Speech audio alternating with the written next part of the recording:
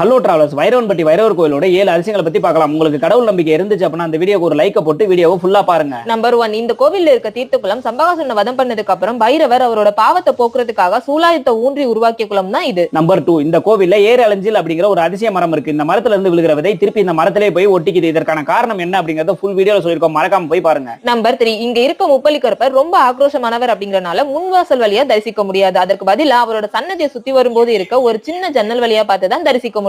Number 4, உங்களுக்கு சனி தோஷம் இருந்துச்சு அப்படின்னா இங்க இருக்க துலாபாரத்துல அரிசி, வெல்லம், சர்க்கரை, உளுந்து இதெல்லாம் கொடுத்து வழிபட்டீங்க அப்படின்னா சனி பகவானோட உக்கிரம் குறையும் அப்படின்னு நம்புறாங்க. நம்பர் 5, இங்க இருக்க பைரவ தீர்த்தத்தை எடுத்துட்டு போய் பூஜை அறையில வச்சு 48 நாட்கள் வழிபட்டு குடிச்சு வந்தீங்க அப்படின்னா பிள்ளை பாக்கியம் கிடைக்கும் அப்படின்னு நம்பப்படுது. நம்பர் 6, இங்க இருக்க அம்மனோட காதுகள் கொஞ்சம் பெருசா இருக்கும். காரணம், அம்மன் சன்னதிக்கு பக்கத்துல 2 பல்லி உருவம் இருக்கும். நம்ம வேண்டுதல அது அம்மன் காதுகள்ல போய் சொல்றதுக்காக தான் அம்மனோட காதுகள் கொஞ்சம் பெருசா இருக்கு அப்படின்னு நம்புறாங்க. நம்பர் 7, என்னதான் இந்த கோவில் மூலவர் சிவனா இருந்தாலும் இந்த கோவில் பைரவருக்கு பிரசித்தி பெற்ற கோவிலா தான் விளங்குது.